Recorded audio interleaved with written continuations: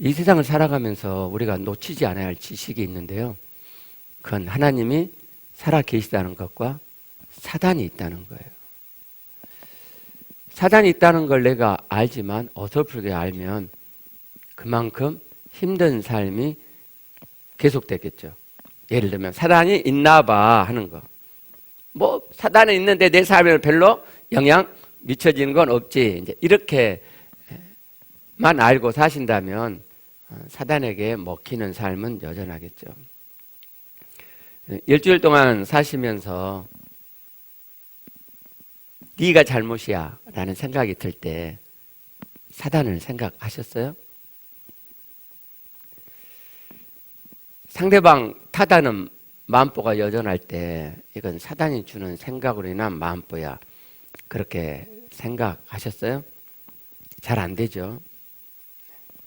그냥 예전처럼 그 생각 그대로 따라가고 그러다 보니까 일주일이 지났고 오늘이 되었죠.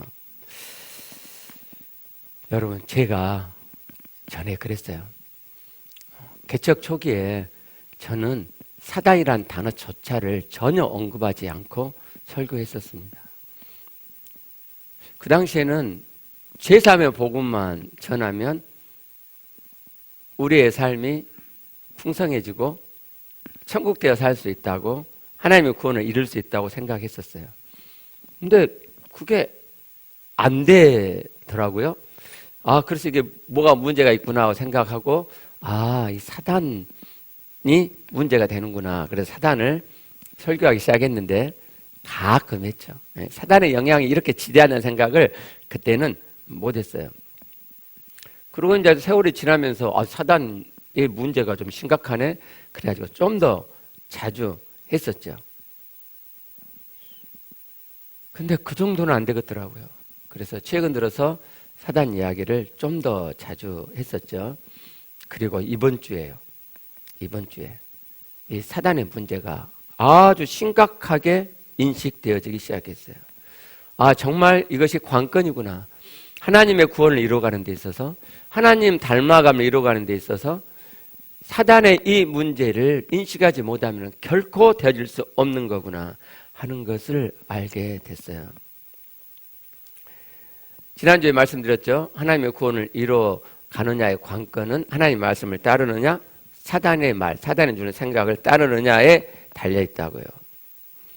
하나님 말씀 따르느냐, 내가 하나님 말씀 따르지 않느냐의 이 문제는 사람들이 구별을 잘해요. 그런데 내가 하나님 말씀 따르고 있지 않는 이것이 사단의 생각을 따르고 있는 것이라는 인식은 거의 안 해요. 거의. 그러니까 하나님 닮아감이, 하나님의 구원이 잘 이루어져 가겠어요? 안 되죠. 안 되는 거죠.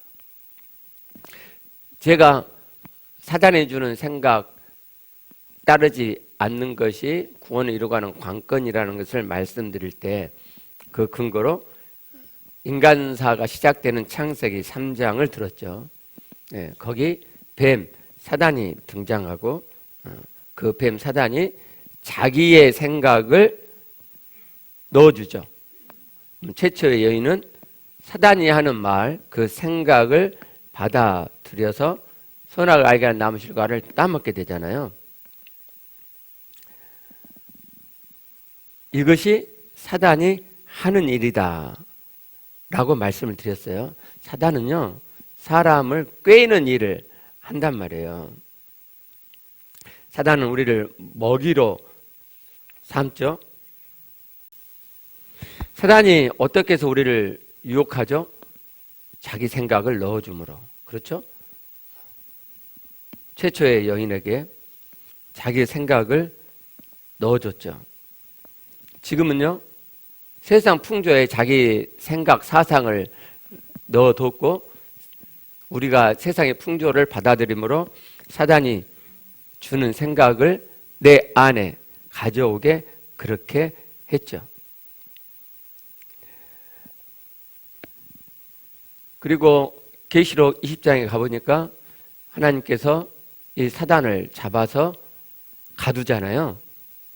그러면 인간사의 시작인 첫 부분에 사단이 등장하고 끝부분에 그 사단을 잡아 넣어버린단 말이에요. 그러면 이 가운데는 하나님께서 이 사단을 통해서 하나님의 구원을 이루어가고 있으시단 말이 되는 거죠. 제가 그렇게 설명을 드렸죠. 어떻게 해요? 사람에게 자기 생각을 넣어줘서. 그걸 어떻게 쉽게 해요? 세상 풍조에 자기 생각을 넣어줘서. 오늘은요, 정말 그러한지, 성경이 정말 그러한지를 좀 더 자세히 살펴보도록 하겠습니다.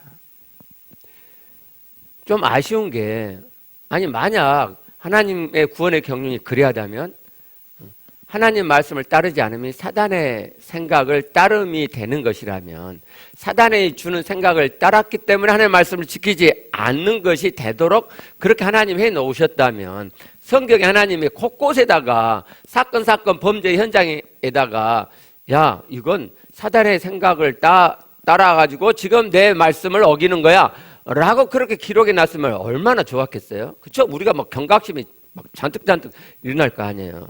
예를 들면 창세기 3장에서 첫 번째 사단으로 인한 범죄가 있었어요. 창세기 4장에 가인이 범죄하잖아요. 그때 야 가인이 저런 건 사단이 준 생각을 따랐기 때문이야 라고 했으면 얼마나 좋았겠어요? 근데 7절에 보니까 이렇게 말씀하죠. 죄가 문에 엎드려 있느니라. 죄가 너를 원하나 너는 죄를 다스릴지니라. 사단이라고 하지 않고 죄라고 했단 말이에요. 근데 그 죄가 원한대요. 가인의 마음을 잡아 끈다는 거 아니에요? 죄를 짓도록. 사단이라고 해놔서 우리가 경각심 있을 텐데 사단은 말이 없잖아요. 3장에 사단을 인해서 죄를 지었어요. 그러면 저 4장을 읽을 때 사단은 말이 없어도 우리가 사단으로 인해서 사단이 저 죄의 마음을 지금 넣어줬고 그래서 너 조심해라.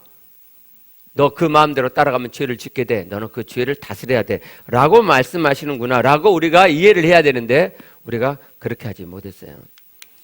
근데 성경을 조금만 더 유념해서 보면은요.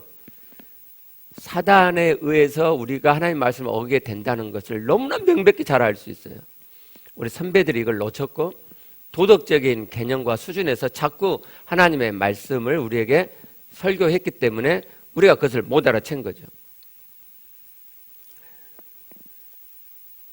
성경을 이렇게 보면은요, 사단이 등장하는데 그걸 언뜻 쉽게 보시게 되면 아주 특별히 악한 자에게만 사단이 역사에서 그렇게 범죄하는 것을 우리가 오해할 수 있어요.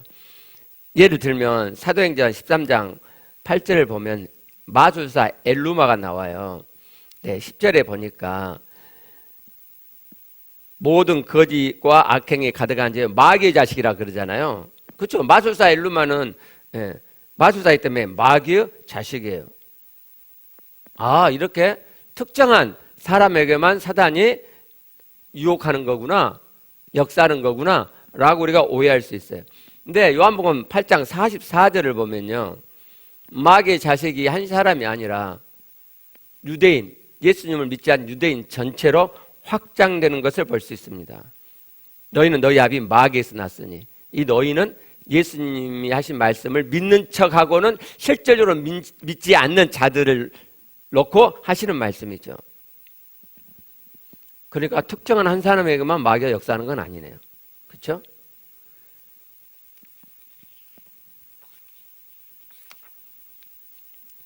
누가복음 8장 12절을 보면 씨 뿌리는 비유, 밭의 비유잖아요. 이제 씨가 길가에 뿌려지는 것에 대해서 이렇게 말씀하죠. 길가에 있다는 것은 말씀을 들은 자니 이에 마귀가 가서 그들이 믿어 구원을 얻지 못하게 하려고 말씀을 그 마음에서 빼앗는 것이요. 이 말씀만 보면 마귀는 아직 말씀을 받아들이지 않는 사람, 근데 그 사람이 말씀을 들었어. 그러면 가가지고 말씀을 받지 못하도록 그 말씀을 빼앗아가는 일만 하는 것처럼, 이렇게 지엽적인 일만 하는 것처럼 우리가 오해할 수 있죠. 그러면 이미 말씀을 받아들인 우리는 사단이 역사하지 않는다? 꼭 그렇게 안 믿는 사람에게만 사단이 역사하는 것처럼 보이는 성경 구절도 있어요. 요한일서 5장 19절. 또 아는 것은 우리는 하나님께 속하고 온 세상은 악한 자 안에 처한 것이며, 하나님과 악한 자가 대조되어 있죠. 그렇죠? 그러니까 온 세상 안에 역사하는 악한 자는 사단 마귀죠. 온 세상은 악한 자에 처했대요. 우리는 하나님께 속했대. 우리는 하나님께 속해 있으니까, 우리는 믿는 자니까 우리는 마귀 사탄의 미혹을 받지 않아. 그렇게 우리가 오해할 수 있죠. 그런데 계시록 12장 9절 말씀을 보면 믿는 우리도 사탄의 미혹에 예가 아닌 것을 알 수 있어요. 큰 용이 내쫓기니 옛뱀 곧 마귀라고도 하고 사단이라고도 하며 온 천하를 깨는 자라. 자, 사단 마귀에서 뭐라 그래요? 온 천하를 깬다 그러잖아요. 어떤 특정한 한 사람이 아니라 어떤 믿지 않는 유대인만 한 게 아니고 온 천하를 깨요. 온 천하를. 온 천하를 깨는데 나는 안 깨겠어요? 그래서 성경은요, 믿는 자들에게 마귀 사탄을 조심하라고 경고하죠. 베드로전서 5장 8절 말씀이요. 근신하라 깨어라 너희 대적 마귀가 우는 사자같이 두루다니며 삼킬 자를 찾나니. 아마 이 말씀은 그 당시 로마에 의해서 핍박받는 상황 중이고, 그래서 크리스찬들을 이렇게 수색하는 로마 군인들을 빗대어 한 말일 수도 있어요. 너희 대적 마귀가 우는 사자와 같이 두루 삼킬 자를 찾아요. 그러니까 조심하라는 거죠. 너희를 집어삼키려고 하는 마귀가 있어. 그러니까 조심해. 이런 말씀이잖아요. 그러면 우리가 오해할 수 있는 게, 예수 믿는 우리들은 조심만 하라는 거구나. 먹히지는 않아. 조심하면 먹히지는 않아. 그러니까 우리는 먹힌 게 아니고 먹히지 않도록 조심하라. 이런 말씀이구나 라고 오해할 수가 있어요. 그런데요, 요한복음 13장 2절을 보시면요, 마귀가 벌써 시몬의 아들 가룟 유다의 마음에 예수를 팔려는 생각을 넣었더라. 생각을 넣었어요. 예수님의 제자인 유다에게. 똑같은 상황을 누가복음 22장 3절에 이렇게 말씀하죠. 열둘 중에 하나인 가롯인이라 부르는 유다에게 사단이 들어가니. 사단이 들어갔네요. 예수님의 제자에게 사단이 들어갔어요. 그럼 또 우리는 이렇게 생각할 수도 있겠어요. 가룟 유다니까, 예수님을 비판할 가룟 유다니까 사단이 그렇게 생각을 집어넣어주고 들어갔지. 그럼 베드로는요? 마태복음 16장 23절 예수께서 돌이키시며 베드로에게 이르시되 사단아 내 뒤로 물러가라. 사단이 베드로 안에 들어갔네요. 사단이 하나님의 생각이 아닌 사람의 생각을 베드로에게 집어 넣어줬네요. 베드로 이 당시는 성령 받기 전이니까, 성령 받기 전이니까 베드로에게 사단이 역사한 거지 라고 오해할 수도 있겠어요. 그러면요, 사도행전 5장 3절을 한번 보실게요. 베드로가 말합니다. 아나니아야. 아나니아는 초대교회 성도예요. 어찌하여 사단이 내 마음에 가득하여 내가 성령을 속이고 땅값 얼마를 감추었느냐. 이 상황은 그러잖아요. 초대교회에 성령님이 막 임하시니까 이 사람들이 이 세상에 대한 미련이 옅어지고 사라지면서 자기의 재산을 팔아가지고 공동재산으로 내놓는 거잖아요. 아나니아도 감동을 먹어가지고 그걸 했는데 반틈은 숨겼단 말이에요. 베드로가 그걸 알아채고 이렇게 말하는 거죠. 어찌하여 사단이 내 마음에 가득하여 내가 성령을 속이고. 그러니까 아나니아는 분명히 성령 받은 사람이죠. 그렇죠? 지금 아나니아가 엄청나게 많은 범죄를 저질러 가지고 이런 지적을 받는 거예요? 아니잖아요. 조금 전에 말씀드린 대로 팔아가지고 반틈을 숨겼어요. 이 한 가지 일인데, 이 한 가지 일을 범한 것을 놓고 베드로가 이렇게 말하죠. 사단이 내 마음에 가득하. 한 가지 일만 해도, 하나님의 말씀을 어기는 사단이 주는 생각을 따라가지고 한 가지만 범해도, 저질러도 사단이 마음에 가득하게 되네요. 성령 받은 자, 거듭난 자들 안에도 사단은 들어옵니다. 그리고 심하면 사단이 마음에 가득해질 수도 있습니다. 아나니아와 삽비라만 특별하게 사단이 역사했다고 생각하시나요? 나는 그렇게 악한 사람이 아니니까 이런 일이 일어나지 않아. 그렇게 생각이 났나요? 에베소 4장 27절 말씀을 보면 마귀에게 틈을 주지 말라라고 말씀하세요. 에베소 교회 성도들에게 하나님께서 사도 바울을 통해서 모두에게 하시는 말씀이에요. 마귀에게 틈을 주지 마라. 만약 여러분이 지금까지 마귀에 틈을 주지 않고 사셨다면, 그렇다면 여러분은 지금 사단 마귀에 먹힌 게 하나도 없을 거예요. 늘 경계하고 늘 근신하고 깨었기 때문에 사단이 내게 주는 생각을 내가 알아채고 그걸 다 반대했다면 여러분은 온전하게 사단에게 먹힌 게 하나도 없을 거예요. 그런데 만약 그렇지 않다면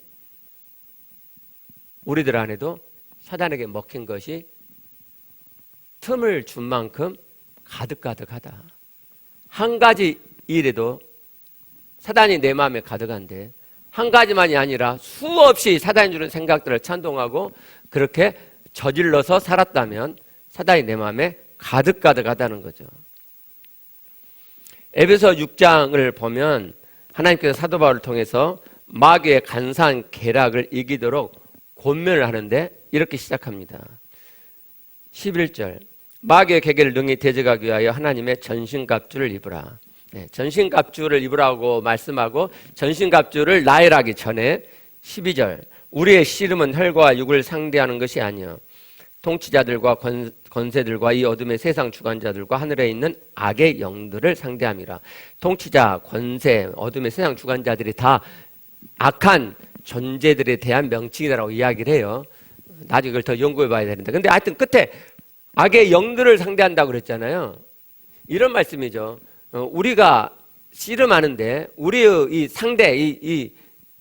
상대죠. 싸우는 그 상대는 내 아내도 아니고 내 자녀도 아니고 내 남편도 아니고 내 이웃도 아니고 사람이 아니라는 거예요. 사람이 혈과 육 사람이 아니라는 거예요. 그러면 내 상대는 누구냐?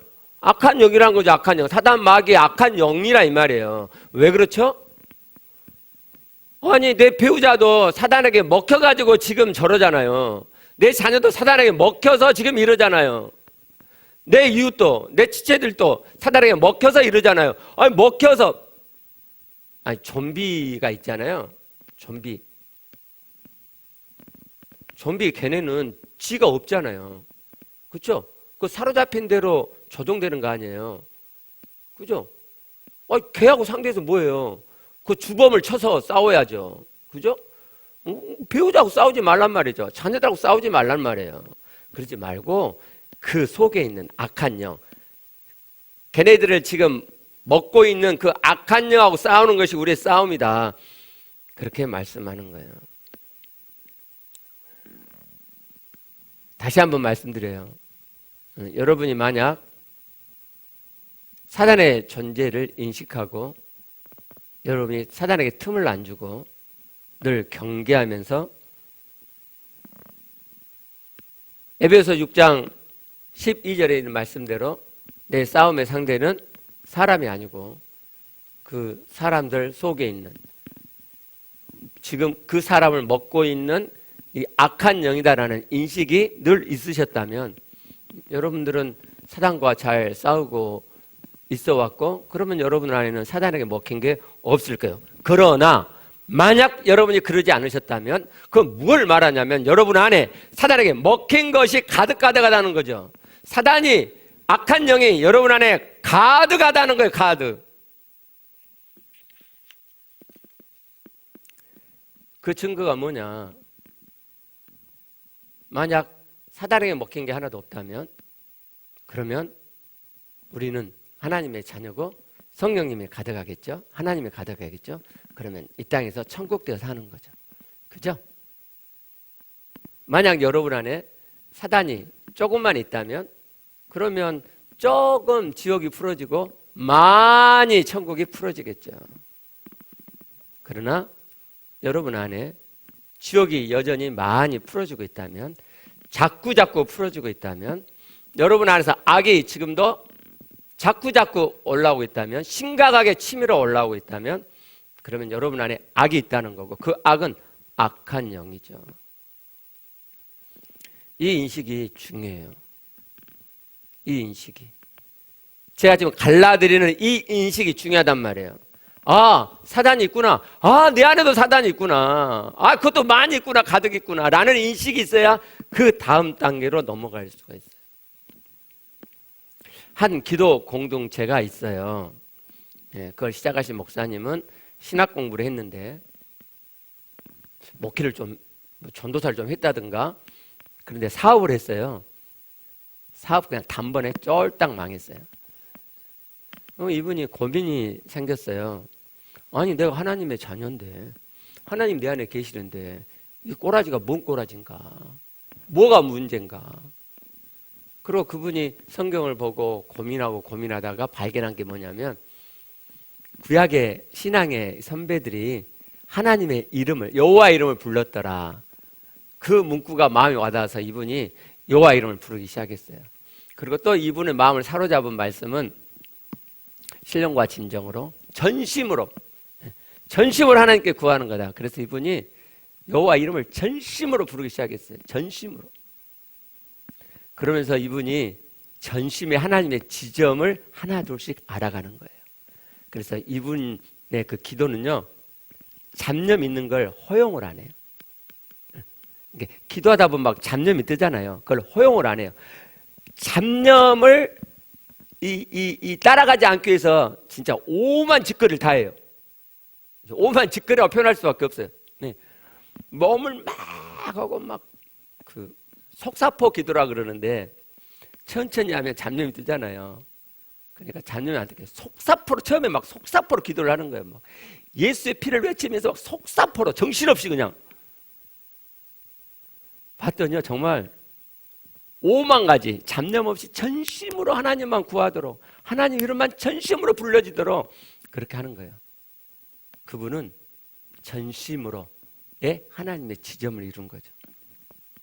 이분이 이렇게 기도를 해가지고 이제 성령님의 내주가 실제 된 거예요. 그분이 성령님이 실제로 내주하지 그분이 뭐라 그냥 성령님 내주 거짓말 치지 마라. 그것도 너무 한쪽에 치우친 이야기인데 성령님이 내주하시면 이 모양 이 꼴로 사냐? 그렇지 않니? 웃기지 마라. 너희들 안에 무슨 성령님이 내주하시냐? 명목상으로 내주하는 거죠. 그죠? 원리적으로 성령님 내주하신 게 맞죠. 그죠? 근데 성령님이 실제적으로 네 안에서 역사함이 있느냐? 이 말을 그분 아주 그냥 한쪽에 딱 치우쳐갖고 성령 내주 거짓말이다. 방언해봐라. 그 방언이 성령 방언이냐? 응? 네가 하는 방언이지. 그래서 거기는 방언 못하게 해요. 그냥 여호와 이름, 하나님의 이름을 부르다가 네 안에서 방언이 튀어나와. 그게 진짜 방언이다. 이제 그 공동체에 많은 문제를 갖고 있는 분들이 이제 이렇게 하나 둘씩 이렇게 모여들었나 봐요. 정말 예수를 믿는데 삶이 엉키고 틀어지고 관계가 엉키고 틀어지고 사업이 망하고 그런 사람들이 거기 모여들어갖고 이제 기도를 하는 거예요. 하루에 막 그 공동체에서는 5시간 기도하더만요. 아침에 2시간, 또 오후에 2시간, 저녁 잠자기 전에 1시간, 5시간. 그렇게 정말 전심을 다해서 그냥 정말 전심을 다해서 집중해서 그렇게 기도를 해요. 그랬더니요 역사가 일어났는데 한 분은 이렇게 간증을 하더라고요. 이분은 이화여대 나오셨고 꽤 잘 나갔던 분인데 큰애가 직장에 취직해서 다니는데 직장을 더 이상 못 다녀서 휴직이라 그러죠. 휴직을 내야 될 만큼 정신적으로 심각한 문제가 있었대요. 이제 잘하는 한의원에 데려갔더니 맥이 안 뛴다고 어떻게 애를 이렇게 놔둘 수 있냐고. 그리고 그 한의원 쪽에도 상담 요법이 있나 봐요. 한 번 하는데 뭐 20만 원다든가 한 번이란 말은 1시간이란 말이잖아. 그래서 그 상담을 몇 번 받고 거기서는 계속 받으라 그러는데 이건 아니다. 돈도 꽤 많겠잖아요. 1년 이상 막 받고 그런다는데. 이분이 결심하고 이 공동체에 들어와서 기도를 한 거예요. 그 큰애를 데리고 간 게 아니고 본인만 그 공동체 가르친 대로 전심으로 집중해서 여호와 하나님의 이름을 부르면서 기도를 했는데 3개월이 지나고 그 딸의 상태가 갑자기 호전되기 시작하는 거예요. 그래서 한의원에 데려갔더니 맥이 잡힌다고. 뭔 일이 있었냐고. 그 아이가 계속적으로 좋아지고 이분이 빚이 엄청 많았대요. 근데 빚도 하나 둘씩 해결이 되고 삶이 풀린다 이 말이에요. 그 기도 공동체 그 목사님이 하시는 말씀이 이런 거예요. 왜 하나님 아버지가 계시는데 우리의 삶이 이렇게 엉키고 설키고 틀어지냐? 그건 하나님이 우리 안에 역사하지 않기 때문이죠. 아니, 인생이 그럴 수밖에 없는 게 아니고 제발 그렇게 말씀하지 마세요. 그건 굉장히 하나님을 못 오가는 거예요. 하나님은 죽으셨어요? 하나님은 뭐 어떻게 못해요? 그런 일을? 뭐 빚도 어떻게 청산하지 못하고 정신적으로 나약해진 그 아이를 하나님이 치료 못해요? 관계가 틀어진 걸 하나님이 못해요? 자녀들이 지지고 볶고 싸우는데 하나님 그걸 해결 못해요? 걔네들의 마음을 하나님이 바꾸지 못하냐면 왜 바꾸지 못할 것처럼 생각하시죠? 하나님을 하실 수 있는데 안 하시고 계신단 말이죠. 왜요? 내가 정말 전심으로 하나님을 구하는 자가 아니기 때문에. 하나님은 그렇게 해주고 싶으신데 해줄 수가 없어요. 왜요? 해주면 지 믿음이 어느 정도 된 것처럼 착각할 거 아니에요. 하나님 기다리신다 이 말이에요. 그 공동체는 하나님 앞에 자기의 진심을 일구는데 성공한 거죠. 하나님 앞에 진실한 믿음을 보여드리는데 성공하고 있어요.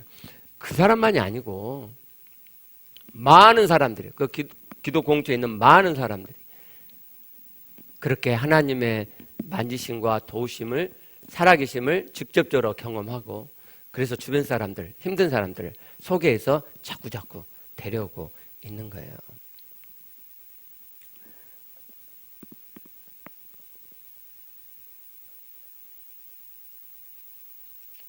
우리의 삶이 지옥이 되어 살고 있음에도 불구하고 내가 사단이 주는 생각들을 따름으로 인해서 사단에게 먹혀 살고 있음에도 불구하고 사단 마귀의 종이 되어 지옥을 풀어내고 있음에도 불구하고 나는 사단과 아무 상관이 없는 것처럼 생각하는 것은 심각한 문제예요. 여러분의 삶이 힘들고 고달프세요? 일이 꼬이고 막혀요? 사단과 더불어 살고 있기 때문이죠. 그 공동체는 아예 대놓고 이야기를 해요. 내 안에 사단에게 먹힌 것이 있다. 그 사람들은 사단이 내 안에 있다 이렇게 이야기하죠. 귀신이 내 안에 있다고 그러던데 귀신이란 말 쓰면 안 돼요. 귀신이란 말은 토속적인 어떤 용어지. 악한 영이, 사단마귀의 악한 영이 내 안에 가득하다. 그분 다 대놓고 이야기해요. 그래서 내 안에 있는 약한 것들을 뽑아내기 위해서 축출기도를 한 걸 하더라. 예수의 피를 내찌면서, 정신없이 예수의 피를 내찌면서. 성경 말씀이 우리에게 권면하는 대로 근신하고 깨어서 나의 이 심각한 상태를 알아차리셔야 이 심각한 상황에서 벗어나시게 될 거예요. 요한복음 10장 10절 말씀에서 도둑이 와 있다고 말씀하고, 그리고 그 도둑은 우리의 생명을 얻지 못하게 하고 생명을 얻은 자에게는 그 생명이 풍성히 얻게 하지 못하도록 우리의 생명을 도둑질을 한다고 말씀하죠. 그래서 우리를 죽이고 영적으로 죽이고 영적으로 결국 멸망시키려 한다고 하죠. 만약에 내가 사단에게 먹혀서 지금 하나님의 생명을 풍성히 얻지 못하고 있다면, 이것이 계속되고 있다면 그 마지막 결과가 어떻게 될 것 같으세요? 사단의 목적이 이루어지죠. 그죠? 우리는 결국 생명을 잃어버리게 될 거예요. 그리고 영적으로 완전히 죽음에 이르시게 될 거예요. 요한일서 3장 9절 이하의 말씀을 보면 하나님께로서 난 자마다 죄를 짓지 아니하나니 이는 하나님의 씨가 그의 속에 거한다고 말씀해요. 하나님의 씨가, 하나님의 생명이 그 안에 있는 자는, 그래서 하나님으로부터 나온 자는 죄를 짓지 아니한다고 분명히 하나님의 지점을 못 박아서 말씀하세요. 범죄하지 못하는 것은 하나님께로부터 났습니다. 이러므로 하나님의 자녀과 마귀의 자녀들이 드러나나니. 하나님의 자녀는 범죄하지 않는 자죠. 마귀의 자녀는요, 범죄한 자죠. 그리고 10절 끝에 보면 그 범죄한 예를 드는데 그 형제를 사랑하지 아니하는 자는 하나님께 속하지 아니하니라. 그 형제를 사랑하지 아니하는 자는 하나님께 속하지 아니하니라. 성경은요, 하나님께서 정말 잘 써놓으신 거예요. 물론 아까 말씀드린 대로 그냥 우리가 그냥 딱 보면 알 수 있도록 낱낱이 다 그냥 그때그때 해놓으면 좋은데, 우리가 성경을 빠뜨리지 않고 쫙 읽어보면 하나님의 뜻들이 분명히 곳곳에 담겨져 있어요. 요한일서 3장 9절부터 10절은 하나님의 지점에 하나님의 말씀, 하나님의 자녀가 하나님의 지점에 이르렀을 때 어떤 자가 되느냐를 분명히 우리에게 말씀하죠. 죄를 짓지 않는 자,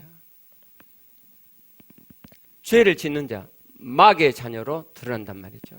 죄를 짓는단 말은 사단의 생각을 따라갔단 말이죠. 사단에 먹혔단 말이잖아요.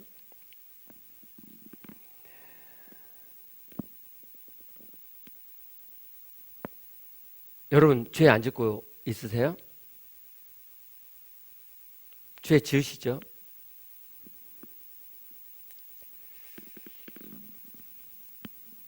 죄를 짓고 있다는 것이 중요한 게 아니에요. 이 죄 지을 때마다 내가 사단에게 먹히고 있구나, 사단이 주는 생각을 따라가고 있구나 라고 생각을 하느냐는 거예요. 생각을. 그죠? 야고보서 4장 7절부터 8절을 보면 너희는 하나님께 복종할지어다 마귀를 대적하라. 마귀를 대적하라 그러잖아요. 마귀가 나를 미혹하고 있다는 걸 알아채야, 내가 마귀를 대적하죠. 마귀가 주는 생각이란 걸 알아채야 이 생각을 거부함으로 마귀를 대적할 거 아니에요. 그러면 마귀가 우리를 피한대. 오, 마귀를 이기는 방법이 있네요. 대적하면 되네요. 그럼 마귀가 피한대요. 하나님께 복종한 것이 어떤 것인지를 8절에서 다시 말씀해요. 하나님을 가까이 하라. 그래야만 너희를 가까이 하시리라. 하나님을 가까이 하세요. 하나님 주는 말씀을 가까이 하시라고요. 여러분 안에 하나님의 말씀 있어요? 여러분의 마음에 하나님의 마음이 늘 있냐고요. 내가 어떻게 살아야 돼? 하나님의 말씀이 내 안에 늘 인식되고 있냐고요. 그렇지 않고 사단의 생각들이 늘 여러분의 마음에 있다면, 고린도서 2장 11절 말씀이에요. 이는 우리로 사단에게 속지 않게 하려 함이라. 우리는 그 계책을 알지 못하는 바가 아니로다. 여러분, 사단의 계책 이제 아셨잖아요. 우리에게 하나님의 생각과 다른 생각들을 넣어주잖아요.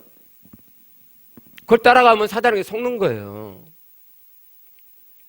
성경은 사단에게 속지 말라고, 대적하라고 그렇게 말씀합니다.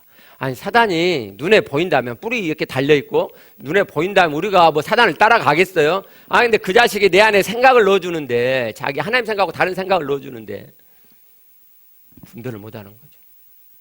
근데 여러분, 제가 방금 했던 말을 잘 생각해 보세요. 사단을 분별하기가 어려워요? 하나님 생각과 다른 생각을 내 안에 넣어주잖아요. 하나님 생각과 다른 생각을 내 안에 넣어주잖아요.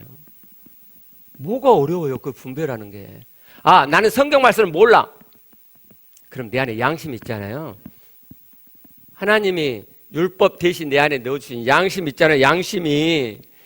이 생각이, 이 양심을 따르는 생각인지 아닌지 우리는 알잖아요. 안다니까요, 이게 나쁜 건지.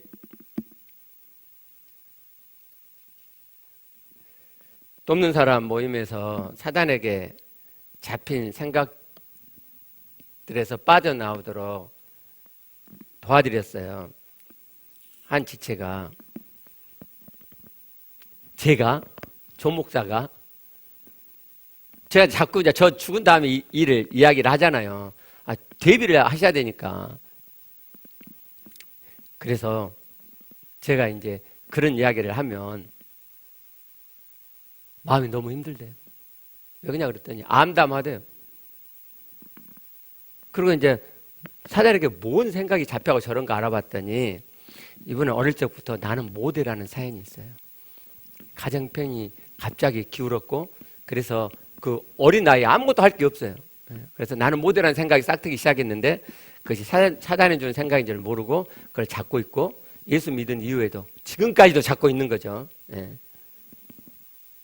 하나님은요 할 수 있거든요. 무슨 말이냐, 믿는 자에게 능치 못함이 없다고 하죠.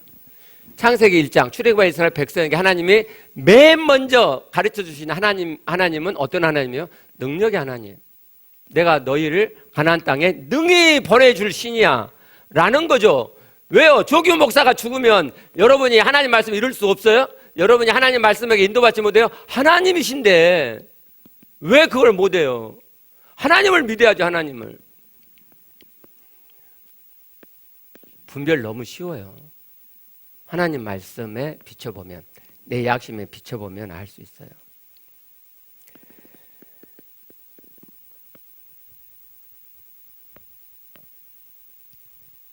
제가 지난주에 말씀드린 제 총회 사건의 일도 사실 쉽게 분별할 수 있었던 것인데 제가 그 순간 놓친 거죠. 고린도서 8장 1절을 보면 지식은 교만하게 한다고 말씀해요. 우상의 재물에 대하여는 우리가 다 지식이 있는 줄로 아나 지식은 교만하게 하며 사랑은 덕을 세우나니. 사랑이 아니었잖아요. 이 덕을 세운단 말은 건축한단 말이거든요. 사람을 세우지 못한다고요. 지식이란 말을 좀 더 우리가 자주 사용하는 표현을 바꾼다면 옳음이죠. 옳고 그름이죠. 옳고 그름은 사람을 세우지 못해요. 근데 그 당시 저는 옳음을 갖고 있었죠. 주일학교 총회인데 공식적인 시간인데 그렇게 장난을 치면 되나? 라는 옳음을 가졌었죠. 근데 이 세상의 기준으로 보면 그게 옳은 것 같아요. 근데 그게 그 옳음이라는 것이 사단이 주는 굉장히 사단적인 생각이라는 것을 우리가 놓친단 말이죠. 하나님 말씀에 비춰보면 그게 사단적인 생각이라는 인식이 있는데 하나님 말씀 앞에 서지 못하면 그게 꼭 옳은 것처럼 생각이 들죠. 마태복음 7장 1절에 판단하지 말라고 말씀하시죠. 제가 판단했잖아요. 제가 지난 주일날 총회 일이나 뭐 광산교회 일이나 다 그 이야기할 때 다 제가 부족해서 그런다고 이야기했죠. 제가 잘못했다고. 근데 이제 듣는 분들은 이제 자기 타입대로 듣는다고 그것도 제가 말씀드렸잖아요. 팔을 오른쪽으로 휘고 저를 좋게 여기면은 저를 좋게 이렇게 생각하고 저를 안 좋게 생각하면 막 이렇게 비난하고 막 판단하고 그런다고 이야기했죠. 제가 그 이야기 다 해드렸는데도 그렇죠? 여러분 들을 때 보면은 그래도 그렇지 목사가 뭐 그런다든지 목사님이 사회 보는데 뭐 저렇게 장난처럼 하면 되나 뭐 그런다든지 그쪽에 한쪽으로 휘죠. 그러죠? 제가 설명드린 객관적으로 안 들리죠. 사단에게 먹힌 거예요. 그게. 우리는 사단에게 일상적으로 먹혀요. 특별할 때만 먹히는 게 아니란 말이에요. 하나님이 말씀하신 것이 아닌 생각들이 뜨는 건 전부 사단이 주는 생각이라는 거예요.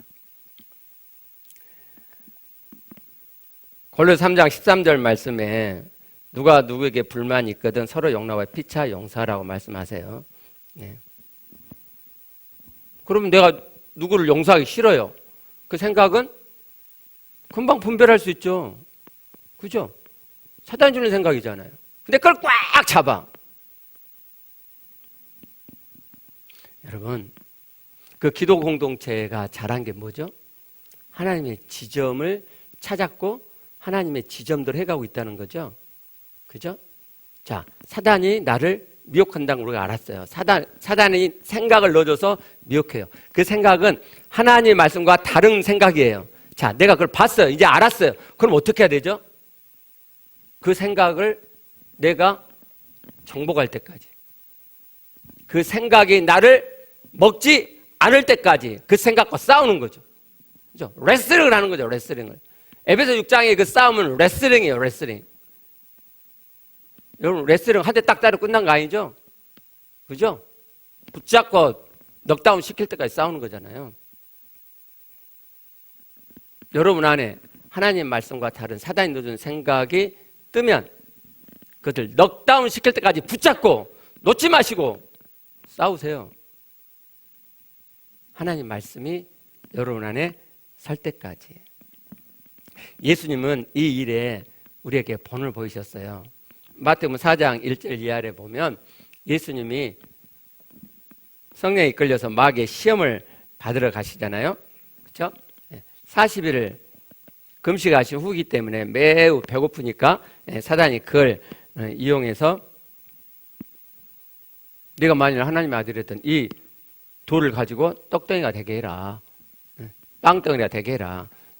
예수님 뭐라고 거기에 반응하셨어요? 기록되었을 때 사람이 떡으로만 살 것이 아니요 하나님의 입으로부터 나오는 모든 말씀을 살 것이다. 여기 하나님의 입으로 나온 모든 말씀이라는 것은 성경 말씀을 내가 암송한다는 의미가 아니고 신명기에 가보면 하나님 말씀을 그대로 따라 지켜가는 걸 이야기를 해요. 그럼 마귀가 물러나지 않고 또 시험하죠. 성전 꼭대기에 데려와서 세우고 너가 만일 하나님의 아들이어든 뛰어내리라. 그리고 성경을 인용하죠. 기록되었을 때 그가 너를 위하여 그의 사자들을 명하시리니 그들이 손으로 너를 받들어 발이 돌에 부딪히지 않게 하리라. 이거 시편 말씀에 있는 구절 그대로거든요.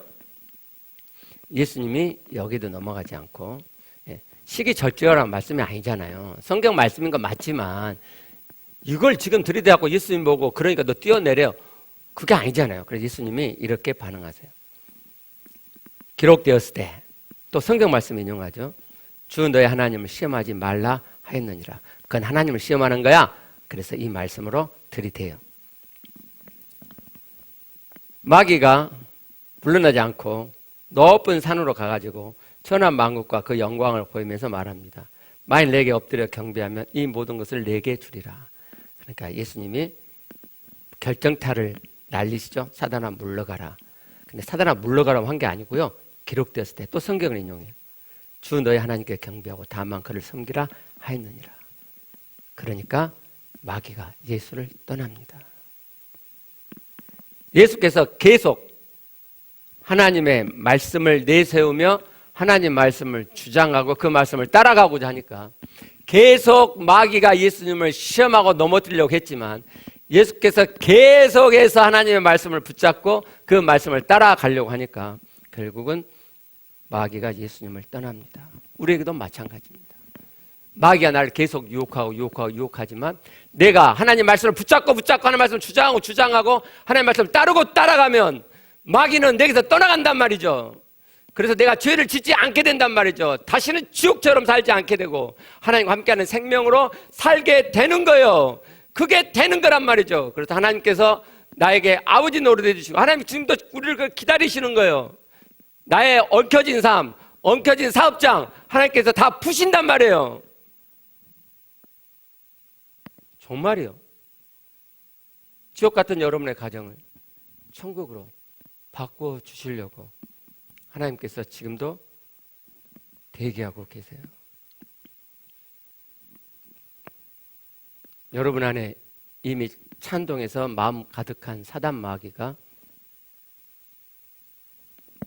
예수님의 경우처럼 다 떠나가게 되기를 소원합니다. 우리 기도하시겠습니다.